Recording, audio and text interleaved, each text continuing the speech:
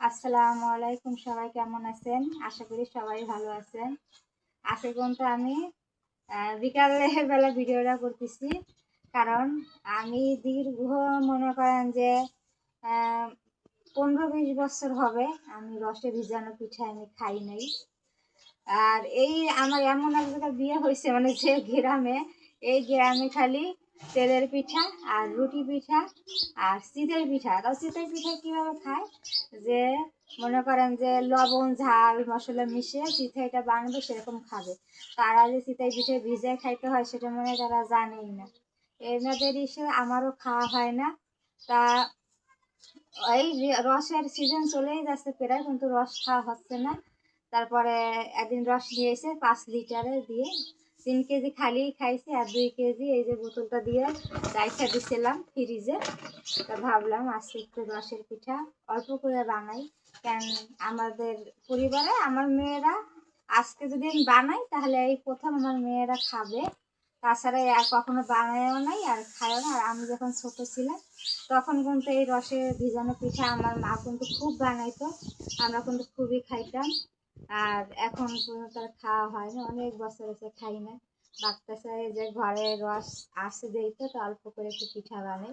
দেখেন আমি কিন্তু চুলায় রস বসাই দিছি, আর আটাও কিন্তু গুলে নিছি। এই যে দেখেন, এই যে আটা গুলে নিছি।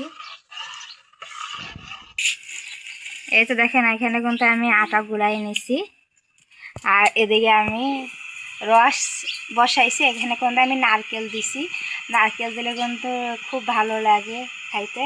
তো রসটা যখন মানে জাল দেওয়া হবে তখন রসটা নামে, তো পিঠাটা বসাই দিব। এই তো আমি রসগুলা জাল দিয়ে কিন্তু নামাই নিছি। আর এইখানে এটাকে পোষণ বলা হয়, পোষণ বসাই দিছি। আর যে গোল গোল ওইগুলো আছে, কিন্তু ওই ঝামেলার করতে ভালো লাগতেছে না, সেখানে বড় বড় করেই বানাবো। এই তো আমি এখন দিয়ে দিচ্ছি।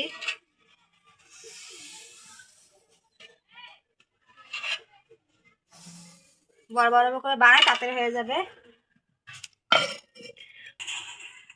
এই দেখেন আমি কিন্তু প্রথমবার এইটাই দিছিলাম, তাই এই পোষণটা ভাঙে গেছে। আর পরে আবার নতুন করে এটা বসাইছি। তো এখানে কিন্তু আমি অলরেডি কিন্তু 2টা পিঠা ভিজাই দিচ্ছি, 2টা পিঠা বানানো হয়েছে আমার। পোষণটা ফাটা ছিল তাই ভাঙে গেছে।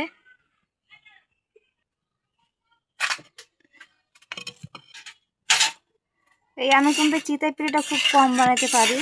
দেখছেন এখন আর লাগতেছে না, কেন নতুন তাওয়া তো। ডাইরেক্ট কিন্তু আমি রসে দিচ্ছি।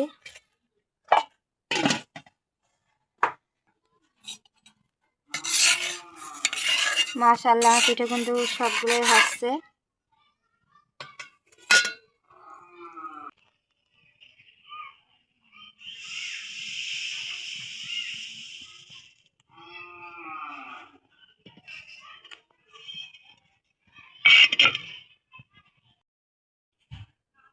এটা দেখেন আমার পিঠা বানানো দেখে আমার যা আসছে কষে, ভাবি আমাকেও একটু গুড়াই দেন, আমিও দুধ চিতই বানাবো। কিন্তু ওই দুধ চিতই বানাবে আর আমি তো রসে ভিজাচ্ছি।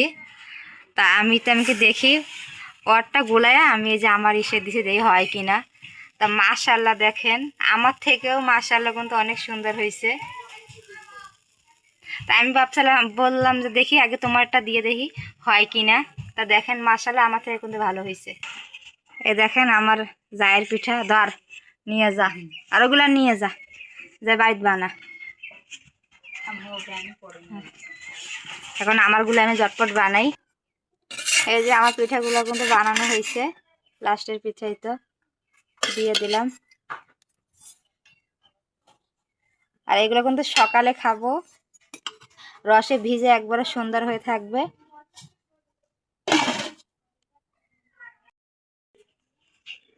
এটা সকাল সকাল পিঠার হাঁড়ি নিয়ে বসলাম। দেখেন কালকে যে পিঠাগুলো বানাই রাখছি, দেখেন কত সুন্দর, মানে কত বড় বড় হয়েছে। একটা পিঠা খাইলেই হলো পেট ভরে যাবে। আর কি সুন্দর পিঠাগুলো কিন্তু ভিজে রাখছে। তো সকাল সকাল পিঠা খাওয়ার জন্য কিন্তু প্লেট প্লেট নিয়ে হাজির হয়ে গেছে মেয়েরা। পিঠাগুলো এখন দিব। দেখেন একটা পিঠা কত বড় হয়েছে, এক পিঠায় মনে করেন যে প্লেট ভর্তি হয়ে গেছে। না খাওয়ার বলো কেমন হয়েছে, এই জীবনে তো প্রথম খাইলা না? খাও না, এরা খাইতেছো, খাও।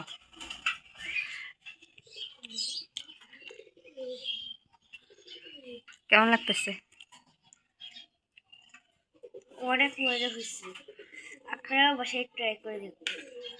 অনেক কিন্তু মজা হয়েছে, আরো নরম হয়েছে, কিন্তু খুবই সুন্দর নরম। এই দেখেন এই যে ফোঁটাগুলা আছে না, মানে ছিদ্রগুলা, এই ছিদ্র যত পিঠায় উঠবে ততই কিন্তু পিঠা খাইতে ভালো হবে আর রসগুলা ভিতরে ঢোকে।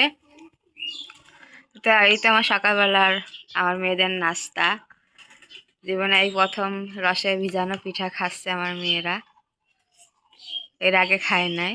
কিভাবে খাবে, আমি তো অনেক বছর হয়েছে খাই নাই।